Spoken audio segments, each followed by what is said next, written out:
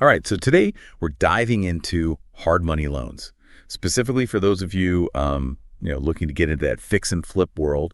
You find that perfect property, maybe needs a little bit of love, but traditional financing just isn't going to work, and the market waits for no one, right? So that's where hard money loans come in. And joining me to break down these loans is our expert, the good, the bad, and the strategies. So you are equipped to handle this kind of financing. Thanks for having me. Yeah, hard money loans definitely have a reputation. So let's demystify them a bit. Simplest terms, it's a short-term loan. And the real estate itself is what the lender is most interested in. They care less about your credit score and a lot more about that property's value.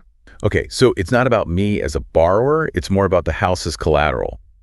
But that doesn't mean any house will do right.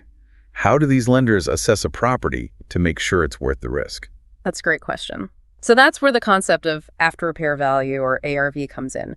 Yeah. Lenders aren't just looking at the property as it is now. They're really projecting its value after you've worked your magic. So they're factoring in the potential profit I can make. That's pretty smart. But I've heard some hard money lenders will even finance 100% of the purchase, plus up to 70% of that ARV. I mean, that's huge for investors, especially with limited capital. How is that even possible? Well, remember, it really all comes back to the collateral. So by lending based on that future value, they're mitigating their own risk. If things go south and you can't repay, they can foreclose, sell that improved property, and hopefully recoup their investment. That makes sense. But it also seems like it kind of adds another layer of pressure. What if I don't want to sell right after I've fixed it up? Are there other ways to exit this type of loan without handing over the keys? Absolutely. Selling is just one option. You could refinance once those renovations, boost the value enough to qualify for a traditional mortgage, use that to pay off the hard money loan, and bam, you're on more favorable terms. So it's like using hard money as a stepping stone to get to more conventional financing. That's pretty clever. But what if I just love the property and I don't want to let it go at all? Well, in that case, consider renting it out. The rental income becomes your secret weapon against that loan. You're holding on to an asset that's hopefully appreciating while also generating cash flow. Okay, this is making more and more sense. But let's be honest, these loans aren't really known for their low interest rates, are they? That's true. You will definitely see higher rates compared to your typical traditional mortgages. Think maybe 10% to 18% versus the 7% to 10.5% that you might find elsewhere.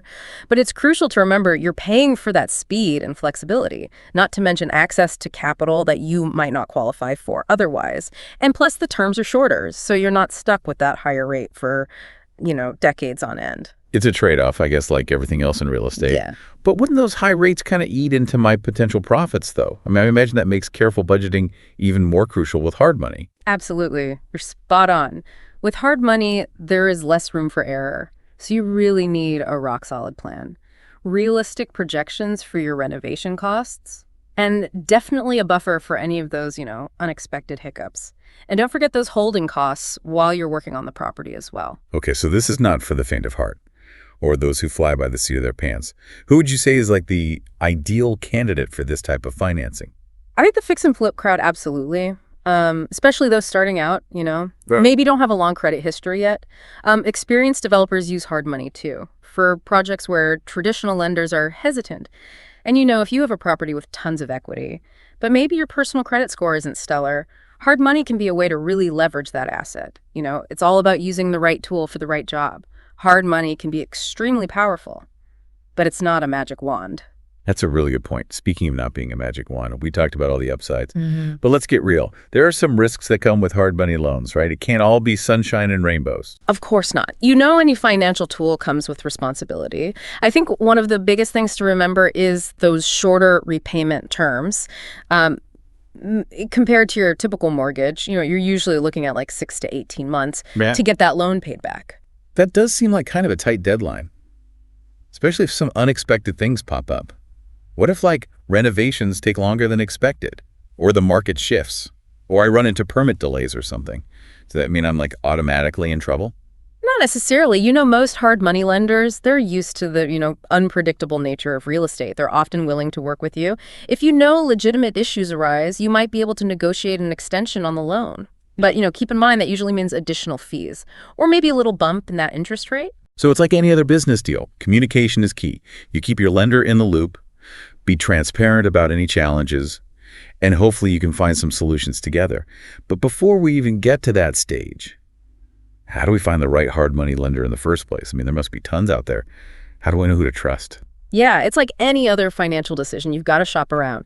But this isn't like picking a bank for your checking account. You know you're looking for a partner, someone who understands your goals and the fix and flip world.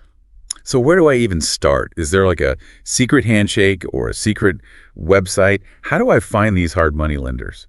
Networking is really your best friend.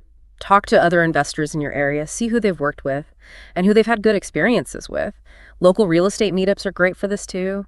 You know you can get a feel for different lenders, and their reputations. I love that. It's like getting the insider info before you even step foot in a bank, or I guess a lender's office. Yeah. But even with referrals, there's bound to be, multiple options. How do I compare them? What are some red flags I should be watching out for? Due diligence is absolutely essential.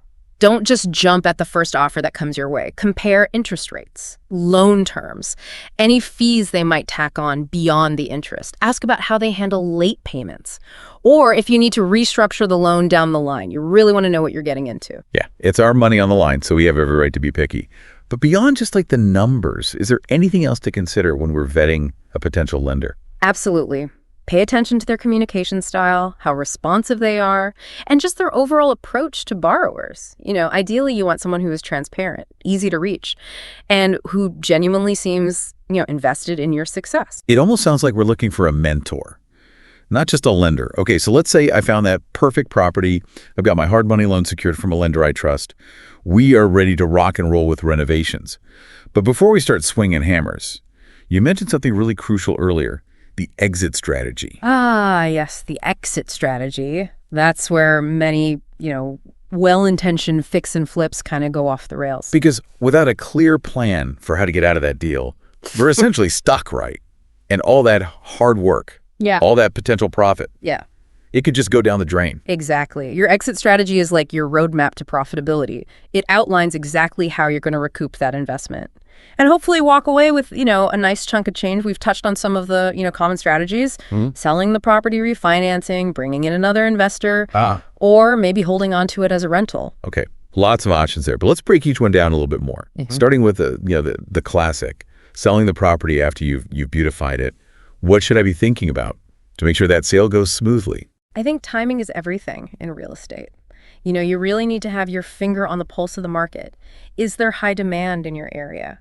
What are comparable properties selling for?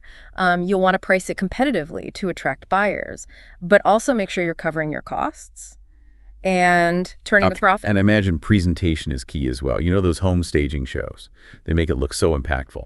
Is that something worth investing in when you're planning to sell? Staging can be a game changer. Buyers really want to visualize themselves living in that space, and a well-staged home helps them do that. It can definitely be an investment that pays off big time. Okay, so selling is one route. What about refinancing? When does that make more sense as an exit strategy? Refinancing really shines when you've added significant value to that property. Those renovations should boost the appraisal, and then you can qualify for a traditional mortgage with a lower interest rate and better terms overall. So it's like swapping out that high-interest hard money loan for something a little more sustainable that can really free up cash flow in the long run. Exactly. And if you really love that property, it lets you hold on to it as a, long-term investment. Maybe you rent it out. Maybe you enjoy it yourself. The options really open up once you're off of that hard money timeline. Very clever. What about bringing another investor into the mix? How does that work as an exit strategy? Partnering can be a win-win for everyone involved. They bring the capital to buy you out of that hard money loan. You get your initial investment back plus some profit. And then you can either split the proceeds from selling the property or hold onto it together as like a joint venture. So it's like having a teammate in the fix and flip game, sharing the risks and rewards. Exactly. And each partner can bring their own strengths to the table. I'm loving this. Okay, final exit strategy breakdown. Renting out the property. What makes that a good choice? And what should I be considering before I go down that path? Renting is fantastic if you're looking for that, consistent passive income. And you want to hold on to that asset long term. That rental income chips away at the remaining loan balance.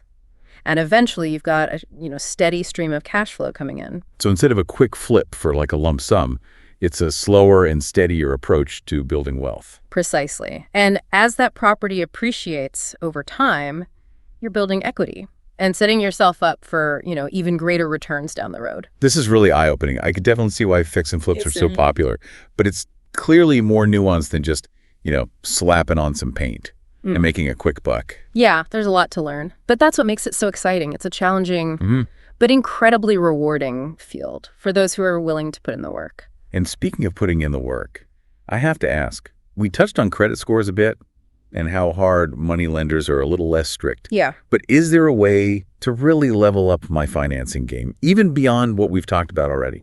You're thinking like a pro, and the answer is yes. There's a powerful tool that many investors overlook: business credit. Business credit. I'll admit that sounds a little intimidating. Isn't that something that only huge corporations really have to worry about? That's a really common misconception. Building business credit is like establishing a financial reputation, but specifically for your investing endeavors. It's separate from your personal credit score. So even if you've had a few bumps in the past, you can kind of start fresh with business credit. So it's like having a clean slate, financially speaking, but just for my real estate business. Exactly. And the beauty of it is you can start building that business credit from day one. It's never too early to start. Okay, I'm intrigued. But how does it actually work? What are the steps to kind of unlock this, so-called business credit superpower? It's a lot like building personal credit, but for your company. So you're essentially establishing a track record of responsible financial behavior, paying vendors on time, obtaining business credit cards, and gradually building that positive credit history. So it's not just like a magic overnight solution. Yeah. It takes time and effort to build that trust. It does, but the rewards can be substantial. Strong business credit can really open doors to better financing options, lower interest rates, and even 0% interest credit lines for those who really master it. Wait, 0% interest? That sounds almost too good to be true. How is that even possible? It's not magic, it's strategy. So by strategically leveraging business credit, you can access funding for things like down payments on those hard money loans without paying any interest at all. Imagine the boost to your potential profits. My mind is officially blown. This is the kind of information that can really change the game for real estate investors. But I'm guessing it's not as simple as waving a wand and suddenly having access to 0% interest credit. You're right. It does require a solid understanding of how business credit works and a proven system to really build it effectively. It's not something you want to just kind of dabble in. So where do we go to learn the ropes Yeah. and make sure we're doing it right? That's the million-dollar question. And luckily, there's a fantastic resource available. It's a comprehensive online program that walks you through every step of building business credit and ultimately using it to access that coveted 0% interest financing. I'm all ears. Tell me more. It's called fixflipcredit.com. And it's truly the best business credit mastery program online.